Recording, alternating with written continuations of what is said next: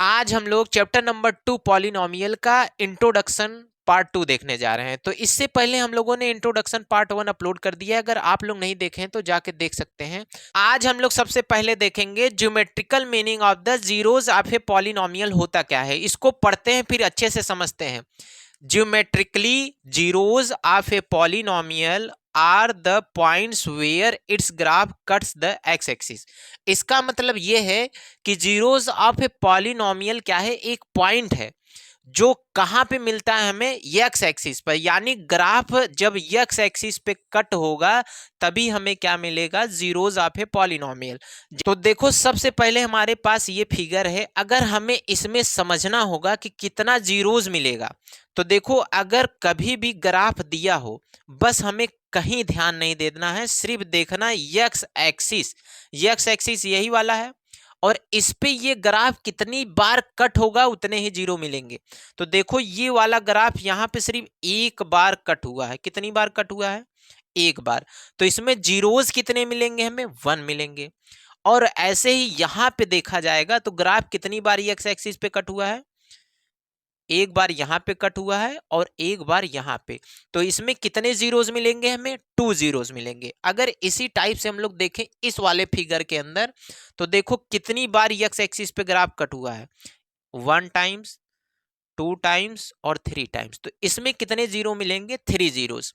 अगर कभी भी ग्राफ सिर्फ एक बार कटा होगा तो इस वाले ग्राफ को हम लोग बोलते हैं लीनियर। क्या बोलते हैं, लीनियर।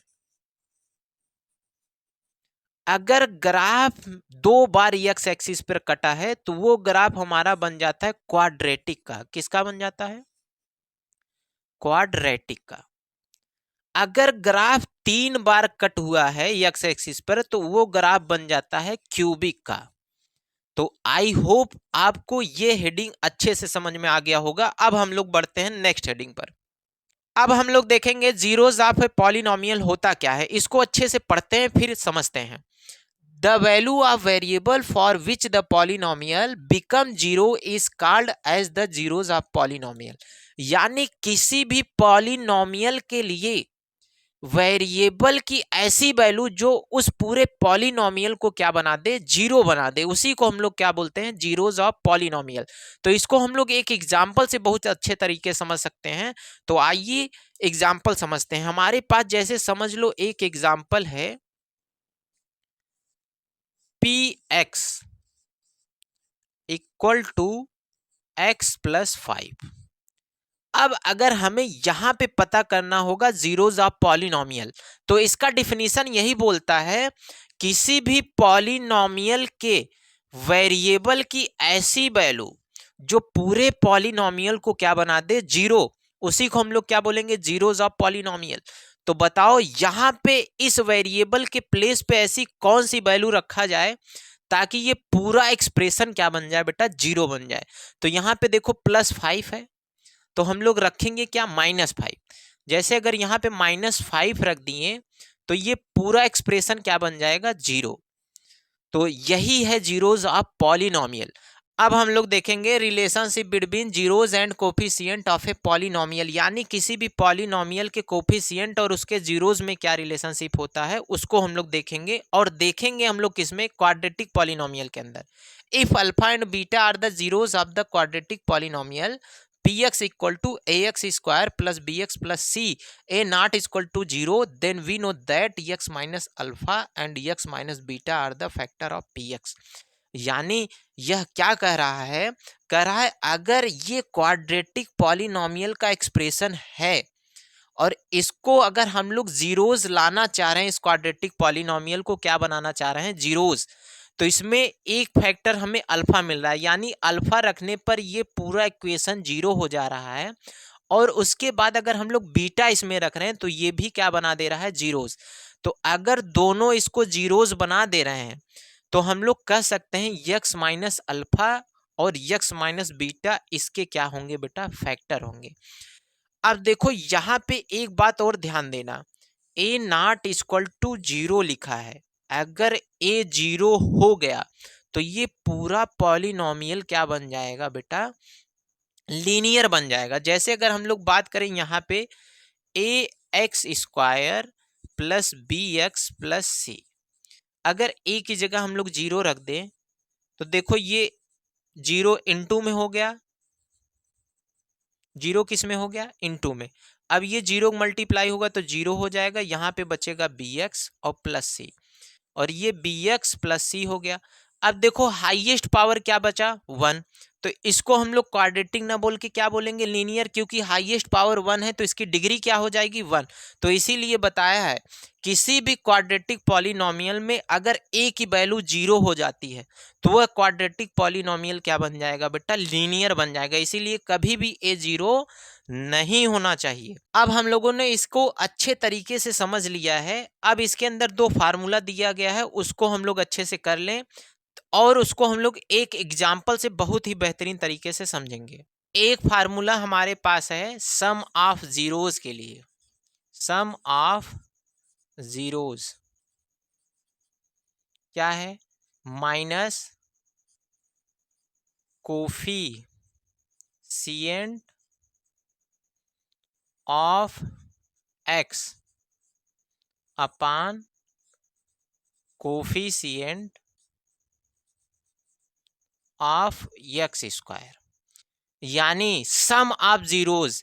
तो हमारे पास उस इक्वेशन में जीरोज क्या थे, अल्फा प्लस बीटा, यानी अल्फा और बीटा थे। तो सम बोला है करने के लिए तो यहां पे हम लोग सम कर देंगे।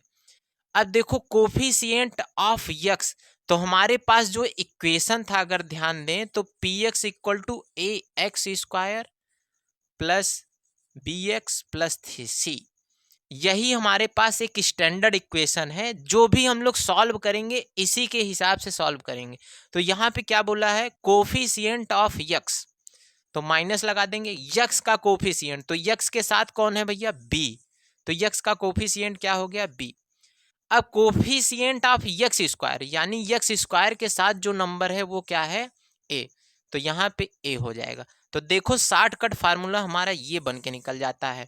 अगर सम ऑफ जीरोस बोला alpha plus beta minus B upon A, direct हम लोग इसी से क्या करेंगे, सॉल्व करेंगे। और एक फार्मूला हमारे पास बनता है प्रोडक्ट ऑफ जीरोस, क्या बनता है, प्रोडक्ट ऑफ जीरोस, तो यहां पे हो जाएगा constant term upon coefficient of x square. अब इसको अगर हम लोग शॉर्टकट में लिखना चाहिए तो हमारे पास उस इक्वेशन में जीरोस क्या थे, अल्फा और बीटा थे, तो इन दोनों का क्या कर देना है, प्रोडक्ट। कांस्टेंट टर्म यानी सी क्या है बेटा, एक टर्म है, तो कांस्टेंट टर्म हमारे पास क्या मिलेगा, सी, और एक्स स्क्वायर का कोफिशिएंट क्या है, ए। तो एक फार्मूला हमारे पास ये बन गया। अगर इसको हम लोग एक एग्जाम्पल से अच्छे तरीके समझना चाहें तो हम लोग कहना क्या चाह रहे हैं, जैसे मान लो हमारे पास एक एग्जाम्पल है 5x square plus 7x plus 2, सिर्फ इसको समझाने के लिए हम लोग बता रहे हैं। जैसे अगर हमें कहा कि सम ऑफ जीरोस निकालो, क्या निकालो, सम ऑफ जीरोस, तो देखो हमारे पास इसका फार्मूला क्या बन जाएगा, alpha plus beta equal to minus B upon A. अब देखो हम लोग इसको सॉल्व कैसे करेंगे, तो हमारे पास स्टैंडर्ड इक्वेशन यही है। तो ए के प्लेस पे क्या है बेटा, ए, जो यक्स स्क्वायर के साथ होता है उसको हम लोग बोलते हैं ए, जो यक्स के साथ होता है उसको बोलते हैं बी, और जो अकेला नंबर बच जाता है उसको क्या बोलते हैं हम लोग, सी। तो यहाँ पे बोला है माइनस बी, तो माइनस ऐसे लिखेंगे, बी के प्लेस पे क्या है बेटा 7, तो 7, ए के प्लेस पे क्या है 5, तो ये क्या हो जाएगा हमारा आंसर। ऐसे ही अगर हम लोग इसी का प्रोडक्ट निकालना चाहिए, यानी प्रोडक्ट आप जीरो निकालना चाहें, तो अल्फा इंटू बीटा होता है इक्वल टू सी अपान ए। तो सी की वैल्यू हमने कहा जो अकेला नंबर होता है उसको हम लोग बोलते हैं सी, और ए किसको बोलेंगे, जो हमेशा एक्स स्क्वायर के साथ होगा वो क्या होगा, ए। तो हमारा यही क्या हो जाएगा आंसर। तो आई होप आपको यह इंट्रोडक्शन अच्छे तरीके से समझ में आ गया होगा। अगर नहीं समझ में आया है तो वीडियो को एक बार फिर से देख लीजिए, आपको समझ में आ जाएगा। तो मिलते हैं हम लोग अगले वीडियो में, तब तक के लिए जय हिंद जय भारत।